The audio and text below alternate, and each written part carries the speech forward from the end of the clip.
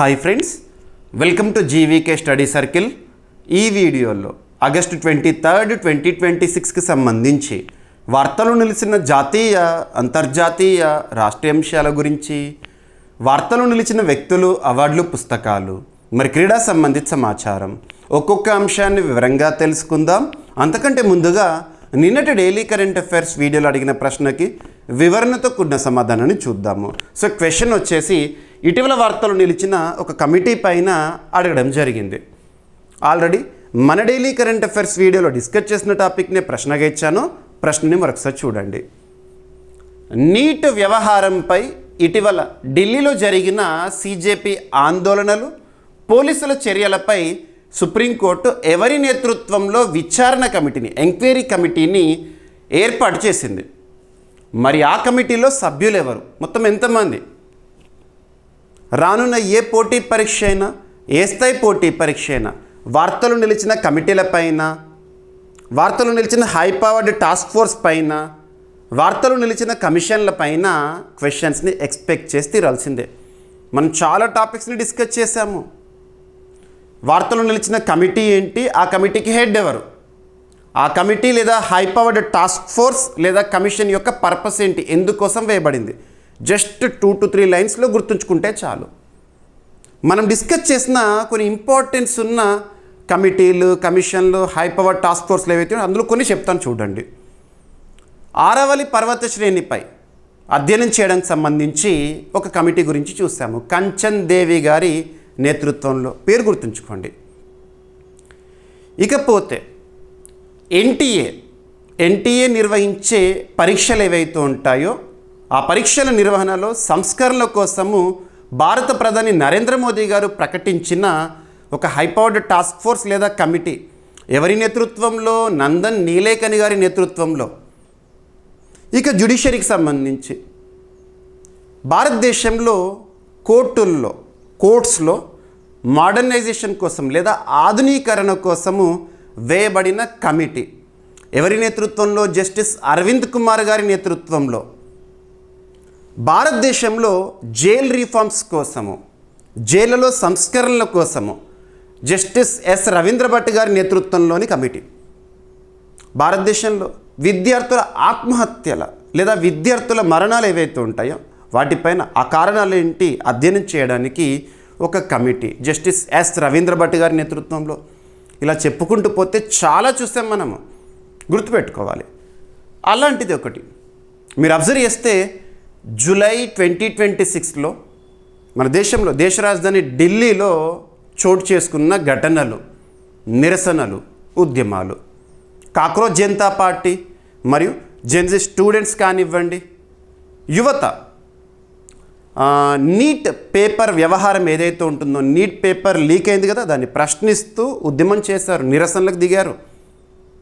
ఫైనల్గా దేశ లేదా కేంద్ర విద్యాశాఖ మంత్రి ధర్మేంద్ర ప్రధాన్ గారి రాజీనామా, ఆ తర్వాత ప్రహ్లాద్ జోషి గారి విద్యాశాఖ మంత్రిగా అదనపు బాధ్యతలు స్వీకరించడము, ఇవన్నీ కూడా మనం చూసాము.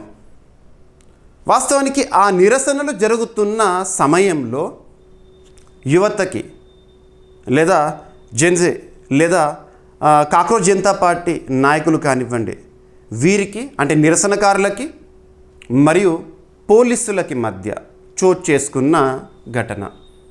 లాఠీచార్జ్ చేశారు, పోలీసులపైకి యువత కూడా దాడికి దిగారు, ఇవన్నీ జరిగినాయి.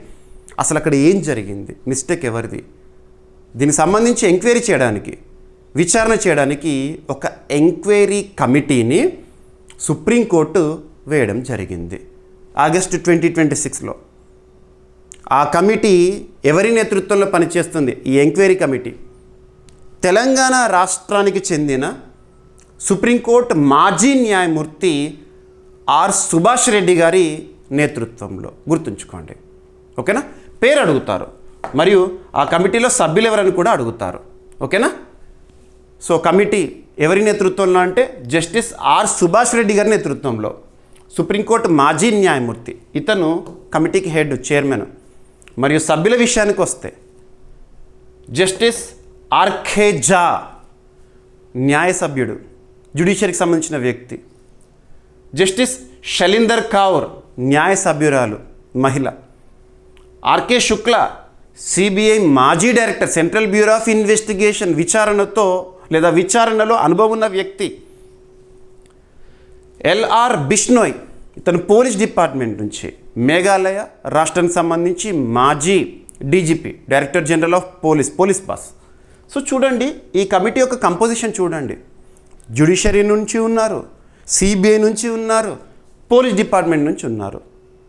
అంటే ఎంక్వైరీ అనేది సజావుగా జరగాలి, అన్ని కోణాల్లో అధ్యయనం చేయాలని చెప్పేసి సుప్రీంకోర్టు ఈ కమిటీని వేసింది. విచారణ కమిటీ అడుగుతారు ఎగ్జామినేషన్లో, ఖచ్చితంగా గుర్తుపెట్టుకోండి. ఇక ఢిల్లీలో జంతర్ మంతర్ వద్ద చోటు చేసుకున్న ఆ నిరసనలు, ర్యాలీలు, చలో సంసద్, వీటన్నిటిని కూడా వీళ్ళు అధ్యయనం చేస్తారు, విచారణ చేస్తారు, ఎంక్వైరీ చేసేసి రిపోర్ట్ సబ్మిట్ చేస్తారు. దేశంలోని అత్యున్నత న్యాయస్థానమైన సుప్రీంకోర్టు గురించి మనం part 5 of Indian constitution. Part 5 అనగానే ఒక సూపర్లేటివ్ వర్డ్ గుర్తొస్తుంది. The largest part in Indian constitution. Article 52 నుండి 151 వరకు చూస్తాము. అందులో ఆర్టికల్ 124 నుంచి 147 వరకు సుప్రీం జ్యుడిషియరీ గురించి చూస్తాము. ఆర్టికల్ 124 సుప్రీంకోర్టుకి ప్రధాన న్యాయమూర్తిగా, సుప్రీంకోర్టు చరిత్రలో 53వ ప్రధాన న్యాయమూర్తిగా ప్రస్తుతం ఎవరున్నారు? జస్టిస్ సూర్యకాంత్ గారు ఈ కమిటీని ప్రకటించారు. సరిపోతుంది, ఇదే ఆన్సర్. ఓకేనా? ఖచ్చితంగా ఒక టాపిక్కి సంబంధించి పోటీ పరీక్షల కోణంలో ఏ పాయింట్స్ అయితే గుర్తుపెట్టుకోవాలో వాటిని చదవాల్సిందే, గుర్తుపెట్టుకోవాల్సిందే. ఓకేనా? ఇదంతా కూడా రైట్, సరిపోతుంది. ఓకేనా? ఇక ఈరోజు first topic August 23 days and importance లేదా డేస్ అండ్ థీమ్స్లో చాలా ఇంపార్టెన్స్ ఉన్న డే, మన జాతీయ ప్రాముఖ్యత ఉన్న దినోత్సవంగా చెప్పొచ్చు. వాస్తవానికి డేస్ అండ్ థీమ్స్ పర్పస్ ఏంటి, ఇంపార్టెన్స్ ఏంటంటే పలానా ఒక తేదీ రోజున లేదా పలానా ఒక రోజున పలానా అంశం పట్ల అవగాహన కల్పించాలి ప్రజల్లో అని చెప్పేసేసి. ఒకవేళ అంతర్జాతీయ ప్రాముఖ్యత ఉంటే ప్రపంచం మొత్తం కూడా సెలబ్రేట్ చేసుకుంటారు. అదే మన భారతదేశానికి సంబంధించి అయితే జాతీయ ప్రాముఖ్యత ఉన్న దినోత్సవాలుగా చెప్పచ్చు. ఈరోజు ఆగస్టు 23 కదా, ప్రత్యేకత ఏంటి అంటే national space day. National space day data గుర్తుంచుకోండి. మరి ఎందుకు ఆగస్టు 23 రోజునే నేషనల్ స్పేస్ డే జరుపుకుంటాము? ఇక్కడ క్వశ్చన్ వస్తుంది. చాలామంది అభ్యర్థులు కన్ఫ్యూజ్ అవుతారు నేషనల్ స్పేస్ డేకి, నేషనల్ సైన్స్ డేకి. నేషనల్ సైన్స్ డే అంటేనేమో ఫిబ్రవరి 28 సివి రామన్ గారికి సంబంధించి మనం చూస్తాం ప్రత్యేకత. ఈరోజు ఆగస్టు 23 నేషనల్ స్పేస్ డే. ప్రత్యేకత ఏంటి, ఎందుకు ఆగస్టు 23నే జరుపుకుంటామంటే మనం సాధించిన ఘనత ప్రపంచంలోని ఏ దేశానికి కూడా సాధ్యమవనటువంటి ఒక విజయం మన భారత్ కైవసం చేసుకుంది. ఆగస్టు 23 రోజున 2023 రోజున ఏంటంటే చంద్రుని యొక్క మూన్ పైన, చంద్రుని యొక్క దక్షిణ ధ్రువం పైన ల్యాండ్ అయిన మొట్టమొదటి దేశంగా Bharat. Because of ISRO's Chandrayaan 3 mission. Vikram lander land అయింది, ప్రజ్ఞాన్ రోవర్, ఇవన్నీ ఘనతలు చూసాము. ఆ ల్యాండ్ అయిన ప్లేస్ని శివశక్తిగా నామకరణం చేశాము, భారత ప్రధాని గారు పిలుపునిచ్చారు. ఇక 2024 సంవత్సరం మొట్టమొదటి నేషనల్ స్పేస్ డేగా మనం జరుపుకున్నాము. సో డేస్ అండ్ థీమ్స్లో భాగంగా మీరు చూడాల్సింది ఏంటంటే importance, at the same time theme విషయానికి వస్తే ఏ లాంగ్వేజ్లో చూస్తే అదే లాంగ్వేజ్లో గుర్తుంచుకోవాలి.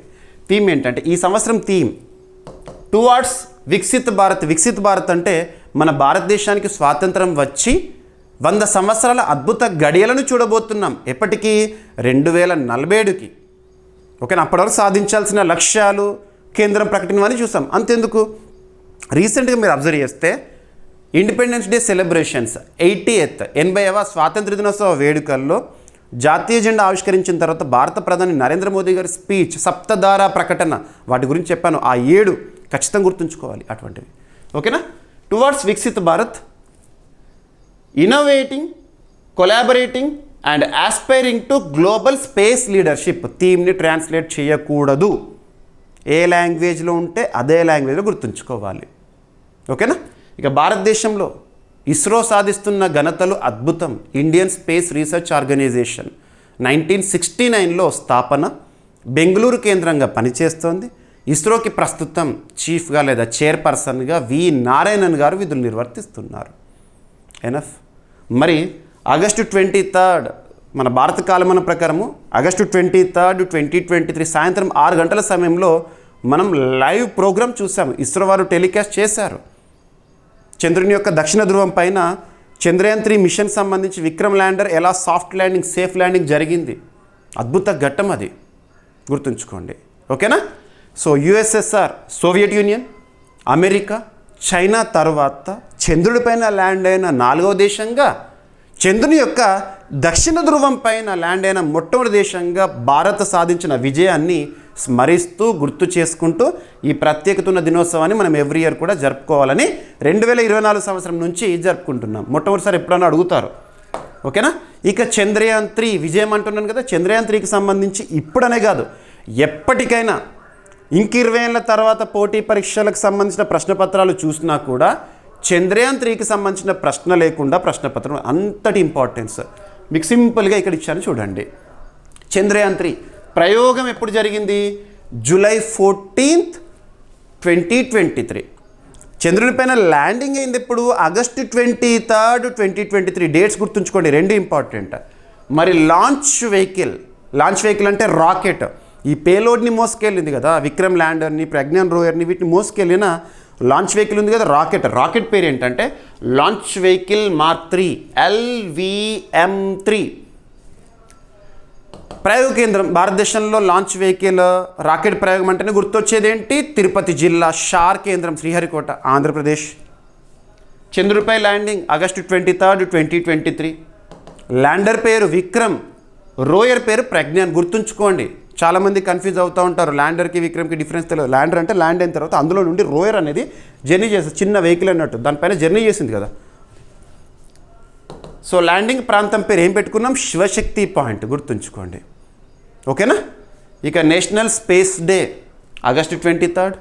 సందర్భం వచ్చేసి చంద్రయాన్ 3 సాఫ్ట్ ల్యాండింగ్ విజయాన్ని స్మరిస్తూ మొట్టమొదటిసారి 2024 August 23.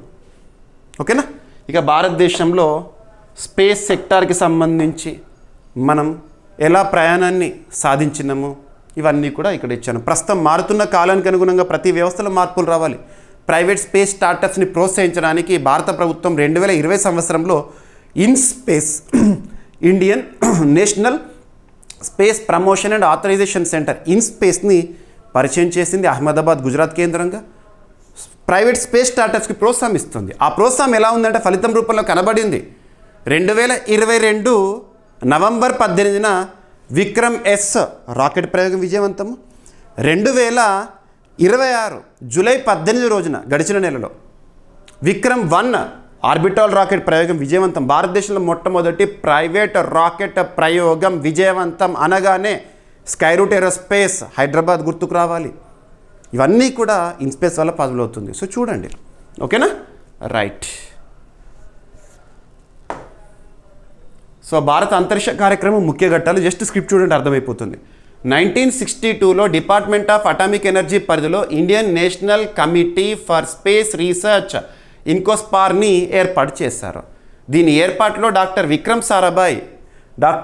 Sarabhai father of Indian space programme కీలక పాత్ర పోషించారు. కేరళలోని తిరువనంతపురం సమీపంలో తుంబా ఈక్వెటోరియల్ రాకెట్ లాంచింగ్ స్టేషన్ని ఏర్పాటు చేశారు. తుంబా నుంచి భారత్ తొలి సౌండింగ్ రాకెట్ని 1963 నవంబర్ 21న ప్రయోగించారు. 1969 ఆగస్టు 15న ఇండియన్ స్పేస్ రీసెర్చ్ ఆర్గనైజేషన్ ఇస్రోని ఏర్పాటు చేశారు. ఇది ఇన్కోస్పార్ స్థానంలో ఏర్పాటైంది. గతంలో ఇస్రో స్థానంలో ఏముండే? ఇన్కోస్పార్, గుర్తుంచుకోండి. ఓకేనా? తొలుత ISRO department of Atomic Energy పరిధిలో ఉండేది, తర్వాత వేరు చేశారు. ఏ ఇయర్లో అంటే 1972లో డిపార్ట్మెంట్ ఆఫ్ స్పేస్ కమిషన్ ఏర్పాటైంది. అనంతరం ఇస్రోను డిపార్ట్మెంట్ ఆఫ్ స్పేస్ పరిధిలోకి తీసుకొచ్చారు under PMO, prime minister office. గుర్తుంచుకోవాలి, ఇది అంత ఇంపార్టెంట్. భారతదేశంలో స్పేస్ ప్రోగ్రామ్ ప్రారంభం ఎలా, ఇవన్నీ తెలియాలి, బేసిక్స్. ఇస్రో స్థాపన కంటే ముందు ఎలా చేశారు? మరి ఇస్రో ఏమో 1969లో ఏర్పాటైంది, అంతకంటే ముందే సౌండింగ్ రాకెట్ ప్రయోగం 1963 ఎవరి పరిధిలో? ఇలాంటివి అడుగుతారు. అందుకే నేను చెప్తున్నాను, కరెంట్ అఫైర్స్ మీరు ఒక టాపిక్ని నేర్చుకునేటప్పుడు బేసిక్స్ నుంచి రావాలి. ఆ బేసిక్స్ పైన క్వశ్చన్ ఇస్తాడు. ఈరోజు ప్రశ్నపత్రాల్లో ప్రశ్నలు చూడండి, ప్రశ్న ఇచ్చేసి కింద స్టేట్మెంట్స్ ఇస్తున్నారు. ఆ స్టేట్మెంట్స్లో స్టాటిక్ని కలుపుతున్నారు, కాన్సెప్ట్ని కలుపుతున్నారు, ఎట్ ద సేమ్ టైం వర్తమాన అంశము. మన క్లాస్ వింటే కరెంట్ అఫైర్స్ కోణంలో 100% సాధించడంతో పాటు జనరల్ స్టడీస్లో కాన్సెప్ట్ క్లియర్గా ఉంటుంది, మ్యాక్సిమం మార్క్స్ స్కోర్ చేయొచ్చు, at the same time GK points అన్నీ ఇచ్చేస్తున్నాను. మల్టీప్రాంగ్డ్ అప్రోచ్ త్రూ కరెంట్ అఫైర్స్ గుర్తుంచుకోండి. ఓకేనా? ఇక ఈరోజు సెకండ్ టాపిక్ సూపర్లేటివ్ టాపిక్. మొట్టమొదటి, తొలి, అతిపెద్ద, అతి చిన్న, అతి పొడవైన ఇలాంటి ప్రత్యేక పదాలతో కూడిన కరెంట్ అఫైర్స్ని మనం సూపర్లేటివ్స్గా చూస్తున్నాం. మరి ఇక్కడ సూపర్లేటివ్ వర్డ్ ఏంటి చూడండి, సింపుల్గా మొట్టమొదటి లేదా తొలి. భారతదేశంలోనే తొలి సాయిల్ టెక్స్చర్ మ్యాప్ని రూపొందించిన ఐకార్ గురించి చూసి ఐకార్ పరిధిలోని సంస్థ గురించి చెప్తాను. ICAR Indian council of agricultural research. 1929 ఇయర్లో స్థాపన. భారతదేశంలో వ్యవసాయ రంగంలో పనిచేస్తున్న అత్యున్నత సంస్థ ఐకార్. 1929 స్థాపన. న్యూఢిల్లీ కేంద్రంగా పనిచేస్తుంది. ఆ సంస్థకి ప్రస్తుతం చీఫ్గా లేదా డైరెక్టర్ జనరల్గా ఎవరున్నారంటే మంగిలాల్ జెట్ గారు. ఐకార్ అనేది under ministry of agriculture farmers welfare పరిధిలో పనిచేస్తుంది. గుర్తుంచుకోండి. భారతదేశంలో మృత్తికల వర్గీకరణ సాయిల్ క్లాసిఫికేషన్ అనగానే అఫీషియల్గా ఐకారే గుర్తొస్తుంది. ఐకార్ క్లాసిఫికేషన్ ఆఫ్ సాయిల్స్ 8 అవి గుర్తుంచుకోవాలి, అడుగుతారు. ఇప్పుడు ఐకార్ పరిధిలో భారతదేశంలో సెంటర్స్ ఉన్నాయి కదా, అందులో ఒక సెంటర్ నాగ్పూర్, మహారాష్ట్రలోని నాగ్పూర్లో ఉన్న సంస్థ పేరు గుర్తుంచుకోండి, national bureau of soil survey and land use planning అనే సంస్థ. నాగ్పూర్లో ఉన్న సంస్థ, ఐకార్ పరిధిలోని సంస్థ భారతదేశంలోనే తొలి సాయిల్ టెక్స్చర్ మ్యాప్ని రూపొందించిందంట. ఇక్కడ డైరెక్ట్ అయిపోయింది. సూపర్లేటివ్ టాపిక్స్ సింపుల్గా సింగిల్ లైన్లో చూస్తే చాలు. ఇక్కడ సాయిల్ టెక్స్చర్ మ్యాప్ని రూపొందించిన వారెవరో హెడ్డింగ్లోనే తెలిసింది మీకు. ఆ సంస్థ ప్రధాన కేంద్రం ఒకటి తెలిసింది. అసలు సాయిల్ టెక్స్చర్ మ్యాప్ ప్రత్యేకత ఏంటి? హెక్టార్ వైజ్గా సాయిల్ ఎలా ఉంది, ఆ సాయిల్ క్వాలిటీ ఎలా ఉంది, ఇలాంటివన్నీ కూడా దీని ద్వారా తెలుసుకోవచ్చు. ఓకేనా? సో చూద్దాం. Indian council of agricultural research, national bureau of soil survey and land use planning భారతదేశంలోనే తొలి సాయిల్ టెక్స్చర్ మ్యాప్ని రూపొందించింది. దేశవ్యాప్తంగా హెక్టార్ స్థాయిలో డిజిటైజ్డ్ సాయిల్ టెక్స్చర్ క్లాసిఫికేషన్ డేటాను ఈ మ్యాప్ అందిస్తుంది. రైతులు తమ భూమిలోని నేల లక్షణాలను గుర్తించి ఆ నేలకు అనువైన పంటలను ఎంపిక చేసుకునేందుకు ఈ మ్యాప్ అనేది ఉపయోగపడుతుంది. గ్రామ స్థాయిలో నేల సమాచారం కూడా అందుబాటులో ఉండడంతో స్థానిక వ్యవసాయ ప్రణాళికలకు ఇది ఉపయోగపడుతుంది. సరిపోతుంది. స్థానికంగా వ్యవసాయ ప్రణాళిక అంటే ఏ సాయిల్లో, ఏ భూమిలో ఏ పంట వేయాలి, దాని క్వాలిటీ ఎలా ఉంది, ఇవన్నీ కూడా గుర్తుంచుకోండి. ప్రభుత్వ సంస్థలు crop suitability mapping, land use planning, వ్యవసాయ వనరుల సమర్థ కేటాయింపునకు ఈ సమాచారాన్ని ఉపయోగించుకోవచ్చు. నేలలో ఉండే ఇసుక, సిల్ట్, క్లే నిష్పత్తుల ఆధారంగా సాయిల్ టెక్స్చర్ని నిర్ణయిస్తారు. సాయిల్ టెక్స్చర్ ఎలా ఉంది?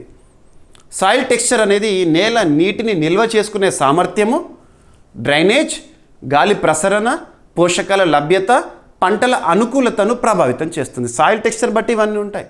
అందులో వాటర్ కెపాసిటీ ఎలా ఉంటుంది, పోషకాలు ఎలా ఉంటాయి, ఏ పంటకు అనుకూలము, ఇదంతా సాయిల్ టెక్స్చర్ పైన డిపెండ్ అయి ఉంటుంది. ఈ మ్యాప్ ప్రెసిషన్ అగ్రికల్చర్, శాస్త్రీయ ల్యాండ్ యూజ్ ప్లానింగ్కి ఉపయోగకరమైన సమాచారాన్ని అందిస్తుంది. సరిపోతుంది. సంస్థ గురించి ఎందుకంటే మనం కరెంట్ అఫైర్స్లో భాగంగా ఒక టాపిక్ని డిస్కస్ చేసేటప్పుడు ఆ టాపిక్కి సంబంధించి అందులో రాష్ట్రం వచ్చిన, దేశం వచ్చిన, ఒక సంస్థ వచ్చిన, ఒక కూటమి వచ్చిన బేసిక్ పాయింట్స్ అన్నీ ఇస్తున్నాను. National bureau of soil survey and land use planning అనే సంస్థ 1976లో స్థాపన జరిగింది. ప్రధాన కార్యాలయం వచ్చేసేసి నాగ్పూర్, మహారాష్ట్ర. ఐకార్ పరిధిలోని సంస్థ. ఈ సంస్థ యొక్క పర్పస్ ఏంటి, ప్రధాన విధులు ఏంటంటే soil survey, soil resource mapping, land evaluation, land use planning. ఇక ఐకార్కి సంబంధించిన బేసిక్ పాయింట్స్ అన్నీ మీకు ఇచ్చాను. సరిపోతుంది. ఓరల్గా చెప్పాను, ఇక్కడ చూపించాను. నేను ఓరల్గా చెప్పిన తర్వాత స్క్రిప్ట్ ఎందుకు చూపిస్తానంటే మీకు ఒక క్లారిటీ వస్తుంది. ఓకేనా?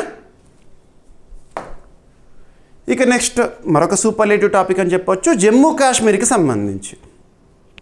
After repealing article 370, Jammu Kashmir was divided into 2 union territories, 1 union territory with assembly, another union territory without assembly. గుర్తుంచుకోండి, జమ్మూ కాశ్మీర్ రీఆర్గనైజేషన్ అనేది అక్టోబర్ 31, 2019 అమల్లోకి వచ్చింది. అక్టోబర్ 31, 2019.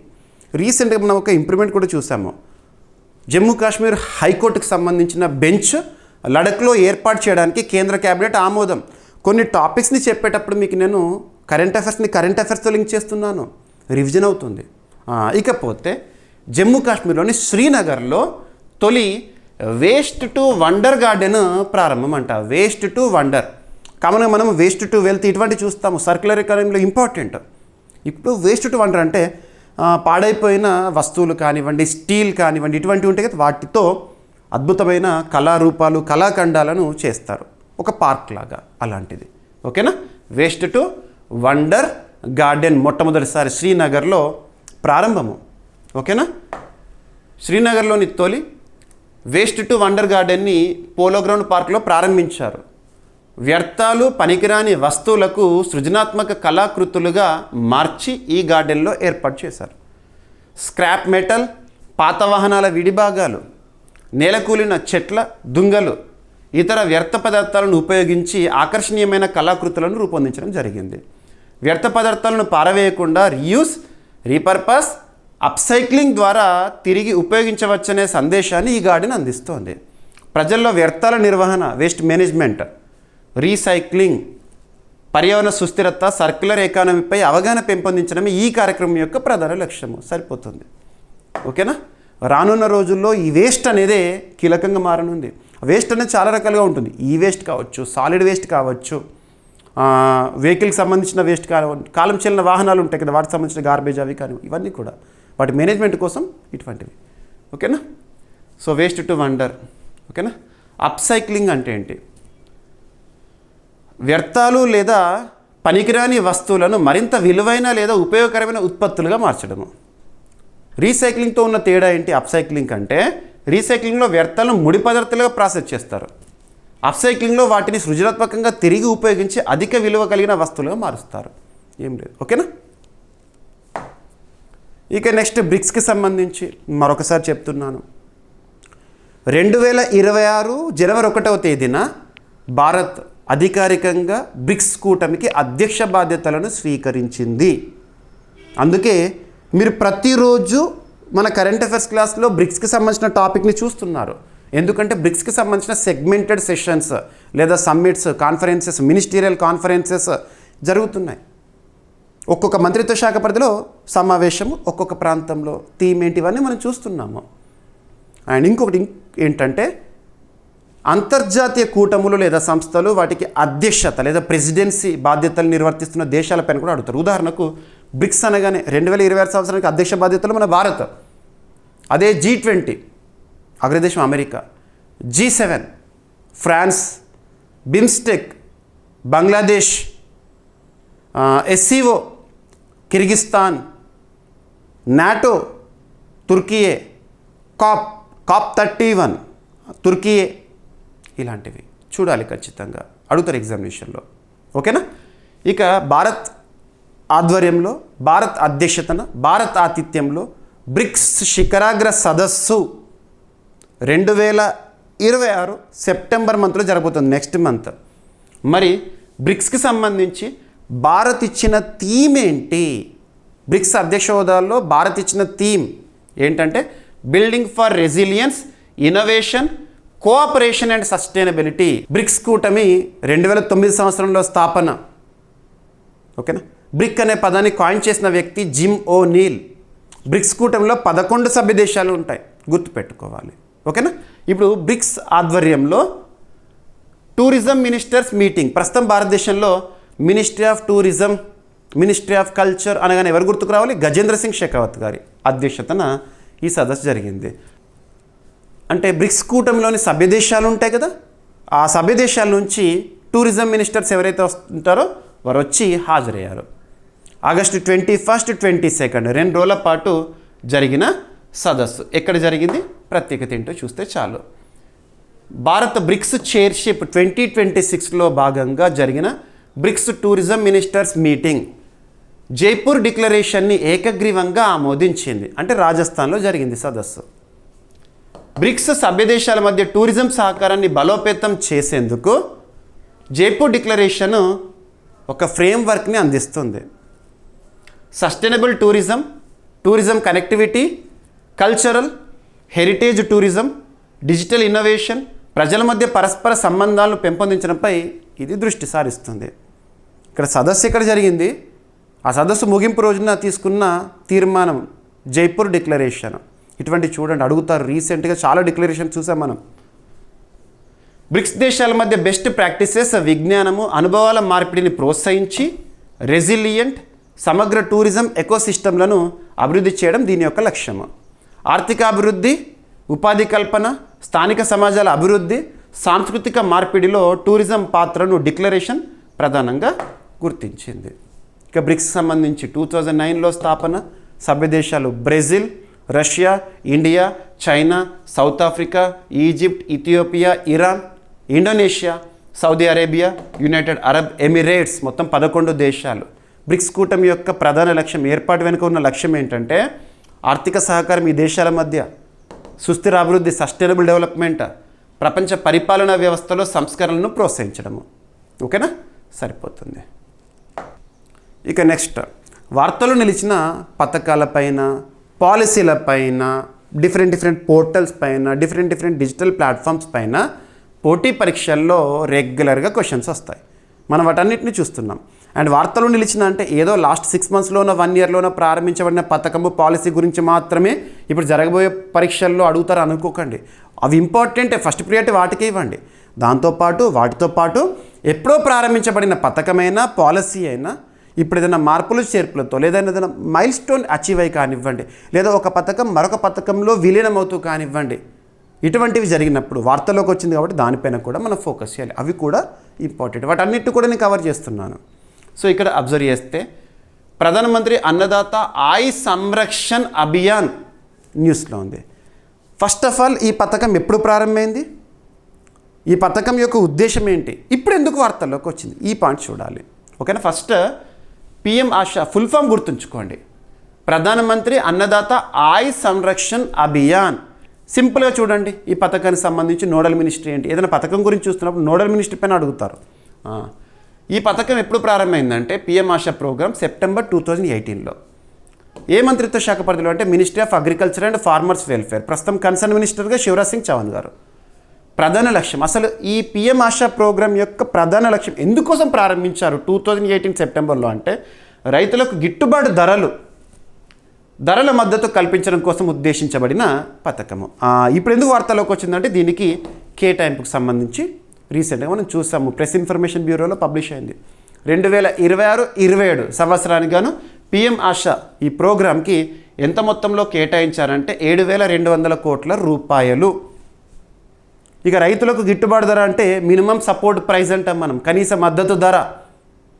ఆ ధర ఆధారంగానే రైతు డిసైడ్ చేసుకుంటారు, ఎస్ నేను ఈసారి ఈ పంటకు వెళ్ళాలా లేదా వేరే పంటను చూడాలా, అలాగే. ఓకేనా. పంట కాలానికి ముందే ప్రకటిస్తారు.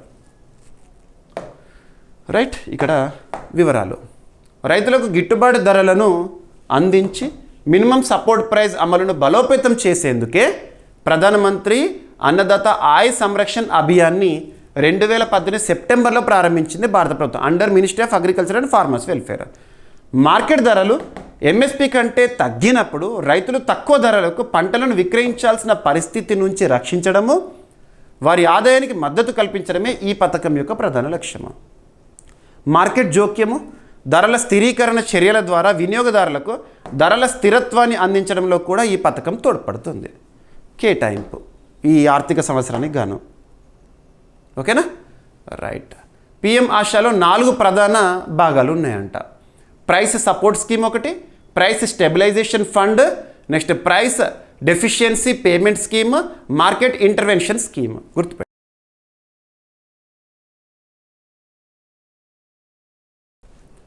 ఇక నెక్స్ట్ ఆంధ్రప్రదేశ్ రాష్ట్రానికి సంబంధించి ఏపీ సమగ్ర కుటుంబ సర్వే గణాంకాలు అనేవి మీరు అన్ని వార్తాపత్రికల్లో కూడా చూస్తుంటారు. సో గణాంకాలు చూద్దాం డైరెక్ట్గా. ఆంధ్రప్రదేశ్లో నిర్వహించిన సమగ్ర కుటుంబ సర్వే ద్వారా రాష్ట్రంలోని ఎస్సీ, ఎస్టీ, బీసీ, ఓసీ సామాజిక వర్గాల జనాభా వివరాలు వెల్లడైనాయి. మీరు ఈరోజు వార్తాపత్రికలు అబ్జర్వ్ చేస్తుంటారు. సింప్లిఫై చేసి చెప్తున్నాను. సర్వే ప్రకారం రాష్ట్రం మొత్తం జనాభా 5,18,59,412 మంది. ఇటీవల వార్తల్లో ఉన్న ఆంధ్రప్రదేశ్ సమగ్ర కుటుంబ సర్వే ఆధారంగా గణాంకాలు పరిశీలిస్తే రాష్ట్ర జనాభా ఎంత అంటారు. ఇందులో గ్రామీణ జనాభా రూరల్ పాపులేషన్ 3,67,97,821. అర్బన్ పాపులేషన్ పట్టణ జనాభా వచ్చేసేసి 1,50,97,591 మంది. రాష్ట్రంలో అత్యధికంగా ఎవరు ఉన్నారట అంటే బీసీలు 2,65,94,418 మంది బీసీలు.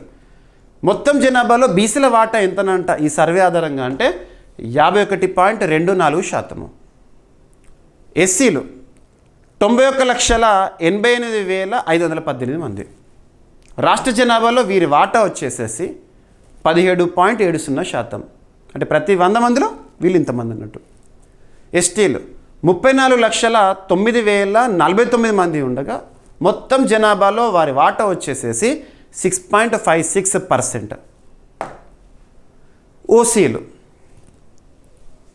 1,27,03,427 మంది ఉండగా రాష్ట్ర జనాభాలో వీరి వాటా 24.47%.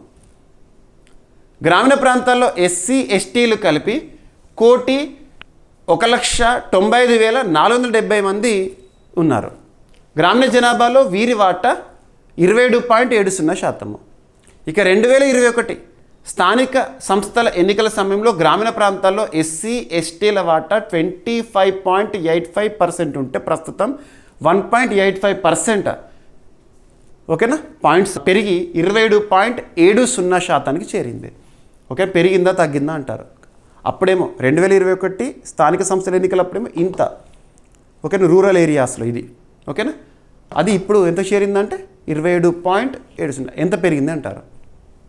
పట్టణ ప్రాంతాల్లో ఎస్సీ, ఎస్టీలు కలిపి సుమారు 24.02 లక్షల మంది ఉన్నారు. పట్టణ జనాభాలో వీరి వాటా 15.91%. గ్రామీణ జనాభాలో బీసీలు 49.96% ఉంటే పట్టణ ప్రాంతాల్లో 54.35% ఉన్నారు. గ్రామీణ ప్రాంతాలతో పోలిస్తే పట్టణాల్లో బీసీల వాటా 4.39% పాయింట్లు అధికం. గుర్తుంచుకోండి. జనవరి నుంచి మార్చి వరకు నిర్వహించిన రీసెంట్గా సమగ్ర కుటుంబ సర్వేలో సిబ్బంది ఇంటింటికి వెళ్ళి సామాజిక వర్గ వివరాలతో సహా 28 అంశాలపై సమాచారాన్ని సేకరించి విడుదల చేసిన గణాంకాలు. ఓకేనా, సో సింప్లిఫై చేసేసి ఇచ్చాను ఇదంతా కూడా. ఈ టాపిక్ ఏదైతే ఇప్పటివరకు మీకు చెప్పానో అదంతా కూడా రాష్ట్ర మొత్తం జనాభా ఎంత, గ్రామీణ జనాభా, పట్టణ జనాభా, బీసీలు, ఎస్టీలు, ఎస్సీలు, ఓసీలు, గ్రామీణ ప్రాంతాల్లో ఎస్సీ, ఎస్టీ ఏ విధంగా ఉన్నారు, పట్టణ ప్రాంతాల్లో ఎస్సీ, ఎస్టీ, గ్రామీణ ప్రాంతాల్లో బీసీలు, పట్టణ ప్రాంతాల్లో బీసీలు ఎలా ఉన్నారు.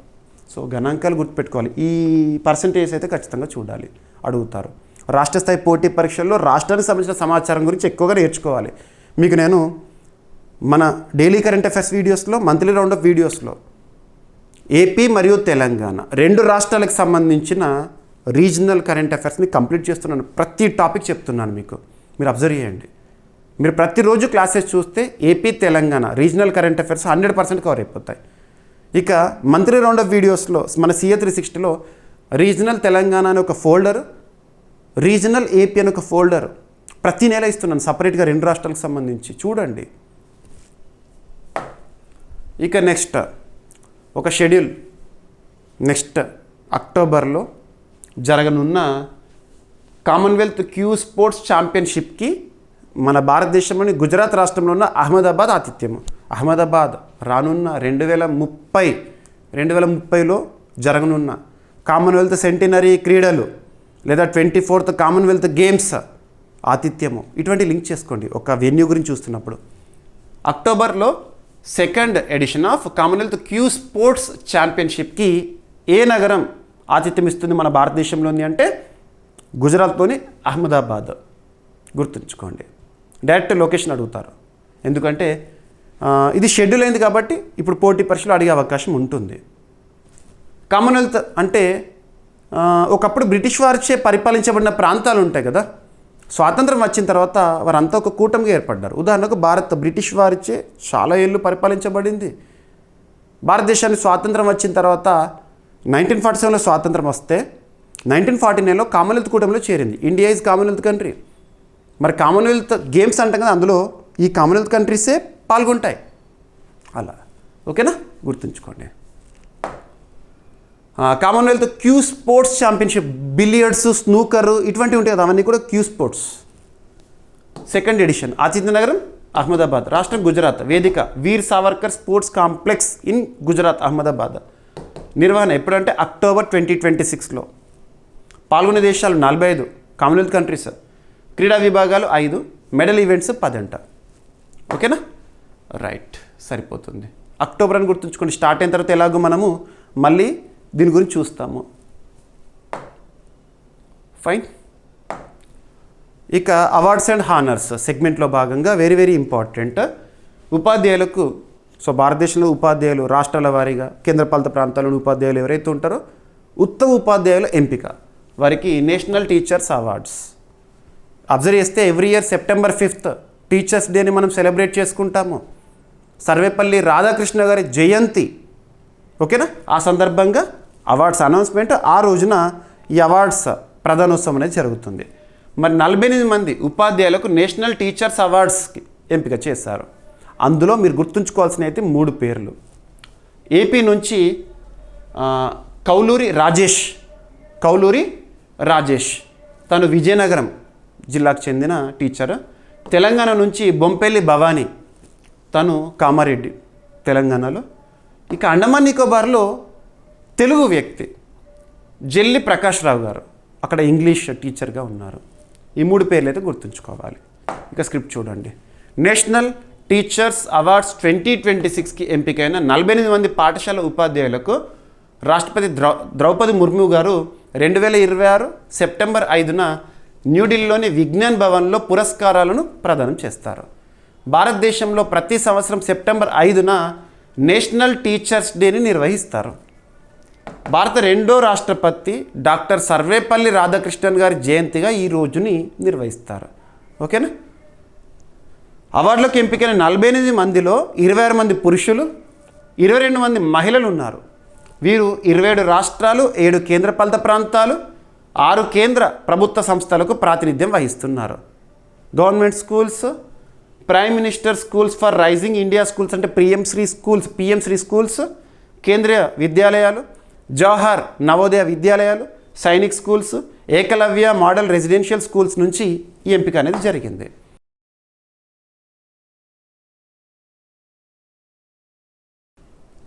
ఇక వార్తల్లో వ్యక్తులు. ఇటీవల కాలంలో కొంతమంది ప్రముఖ వ్యక్తులు కొన్ని నియామకాలతో న్యూస్లో ఉన్నారు. ఉదాహరణకు చెప్పాలంటే భారత మాజీ chief election commissioner Rajiv Kumar గారు హెచ్డిఎఫ్సి బ్యాంక్ ఉంటుంది కదా, హెచ్డిఎఫ్సిలో పార్ట్ టైం చైర్మన్గా వార్తల్లో ఉన్నారు. లాస్ట్ 2 months బ్యాక్ మనం చూసాము. అలా ఇప్పుడు ఇస్రో మాజీ చైర్మన్ సోమనాథ్ గారు మరియు ప్రముఖ వ్యక్తి ఆనంద్ మహీంద్ర గారు మళ్ళీ న్యూస్లో ఉన్నారు. సోమనాథ్ గారేమో first time. RBI central board డైరెక్టర్గా ఎస్ సోమనాథ్ గారు మరియు ఆనంద్ మహీంద్ర గారేమో పునర్నియామకం జరిగారు.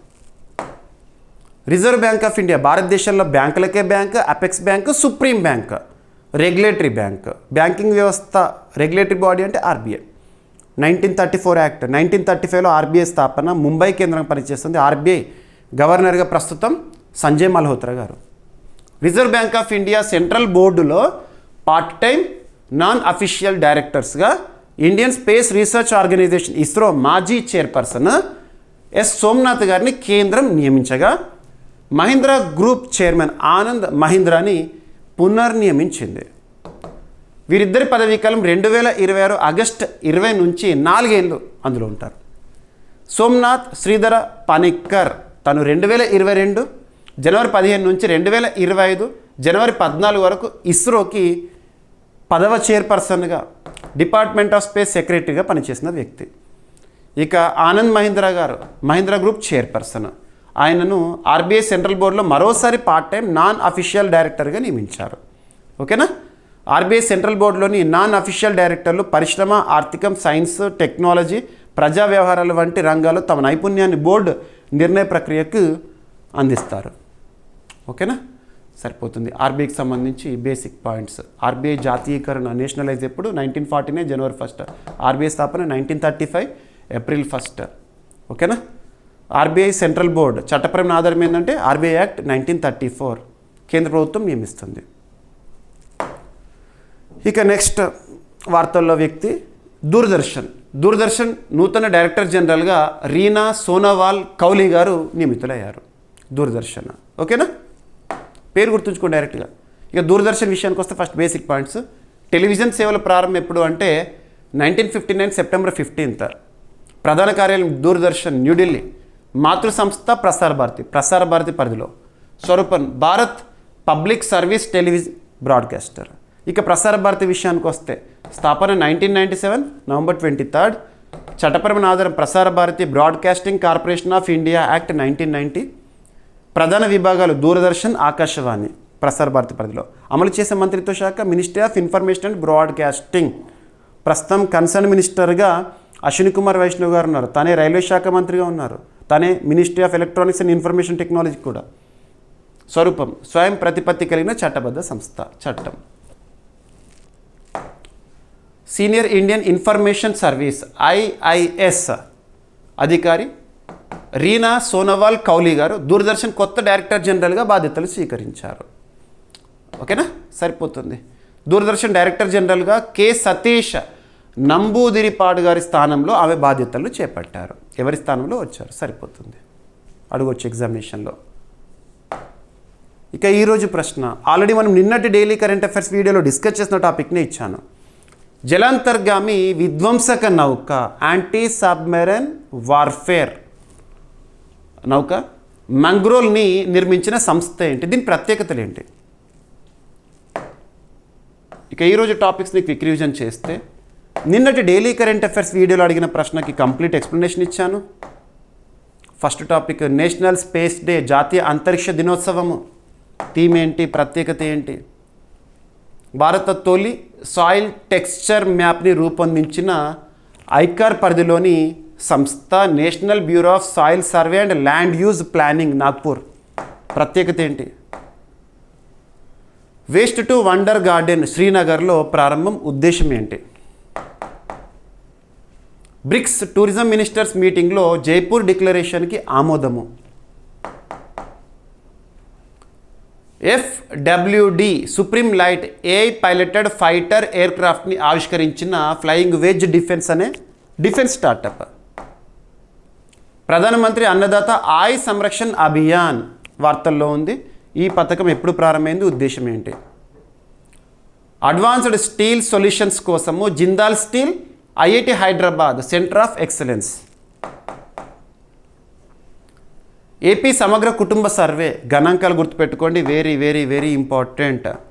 ఏపీ రీజనల్ లేదా ఏపీలో జరగబోయే పోటీ పరీక్షల్లో ఖచ్చితంగా అడుగుతారు ఈ గణాంకాల పైన. అక్టోబర్లో 2వ కామన్వెల్త్ క్యూ స్పోర్ట్స్ ఛాంపియన్షిప్స్కి ఆతిథ్య నగరం అహ్మదాబాద్, గుజరాత్. 48 మంది ఉపాధ్యాయులకు నేషనల్ టీచర్స్ అవార్డ్స్ 2026. అందులో తెలుగు వారు ఎవరెవరు ఉన్నారు? ఏపీ నుంచి, తెలంగాణ నుంచి అండ్ అండమాన్ నికోబార్ నుండి ఎవరున్నారు? ప్రత్యేకత. ఆర్బీఐ సెంట్రల్ బోర్డు డైరెక్టర్గా ఎస్ సోమనాథ్ గారు, ఆనంద్ మహీంద్ర గారేమో పునర్నియమితులయ్యారు. దూరదర్శన్ డైరెక్టర్ జనరల్గా రీనా సోనోవాల్ కౌలి గారి నియామకం. ప్రశ్న జలాంతర్గామి విధ్వంసక నౌక మంగ్రోల్ని నిర్మించిన సంస్థ ఏది? అభ్యర్థులు ప్రతిరోజు మన డైలీ కరెంట్ అఫైర్స్ వీడియో చూడండి, మీకు ప్రతిరోజు అందిస్తున్నాను. మరొకసారి చెప్తున్నాను, కంప్లీట్ వీడియో ఈ ఆల్ టాపిక్స్ మీకు ఏదైతే ఇందాక క్విక్ రివిజన్ చేశానో అన్ని టాపిక్స్ సంబంధించిన ఎక్స్ప్లెనేషన్ కావాలంటే మాత్రం మీకు GVK study circle app, GVK study circle యాప్లో CA 360 2026 కోర్సులో మాత్రమే ఉంటుంది. ఓకేనా? మీకు యూట్యూబ్లో హైలైటెడ్ ఇన్ఫర్మేషన్, 5 టాపిక్స్ కానీ 4 టాపిక్స్ కానివ్వండి, హైలైటెడ్ ఇన్ఫర్మేషన్ ఇస్తున్నాను. కంప్లీట్ వీడియో కావాలంటే మాత్రం జీవీకే స్టడీ సర్కిల్ యాప్లో CA 360 2026 కోర్సులో ఉంటుంది కంప్లీట్ వీడియో. మరి వీడియో ఎక్స్ప్లెనేషన్లో చూపించిన ఈచ్ అండ్ ఎవ్రీ స్లైడ్ ఏదైతే ఉంటుందో స్క్రిప్ట్ అంతా కూడా పీడిఎఫ్లో కూడా అందుబాటులో ఉంటుంది with download option. Telugu medium అభ్యర్థుల కోసం తెలుగులో ఇస్తున్నాను, ఇంగ్లీష్ మీడియం అభ్యర్థుల కోసం ఇంగ్లీష్లో ఇస్తున్నాను. At the same time month ముగియగానే monthly round of videos, monthly magazine తెలుగులోను ఇంగ్లీష్లోను 20 segment wise current affairs, special videos including PDFs, 1 liner current affairs, short duration videos and more. ఇవన్నీ కూడా మీకు CA 360 కోర్సులో ఉంటుంది. Through current affairs we're learning general studies. గుర్తుంచుకోండి, current affairs అంతా cover అవుతుంది. కరెంట్ అఫైర్స్ని మీకు సబ్జెక్ట్తో లింక్ చేస్తూ చెప్తున్నాను, కాన్సెప్ట్ క్లియర్ అవుతుంది. స్టాటిక్ పాయింట్స్, జీకే పాయింట్స్ని అదనంగా ఇస్తున్నాను. ఇవన్నీ చూసారనుకోండి మీకు మ్యాక్సిమం స్కోర్ చేయవచ్చు. ఏ పోటీ పరీక్షనే, ఏ స్థాయి పోటీ పరీక్షన. ప్రతిరోజు క్లాస్ అయితే తప్పనిసరిగా చూడండి. ఏమైనా మిస్లేనియస్ టాపిక్స్ ఉన్నాయనుకోండి, నో నీడ్ టు వర్రీ, రేపటి క్లాస్లో జోడించి డిస్కస్ చేద్దాము. రేపు మళ్ళీ కలుద్దాం. Thank you.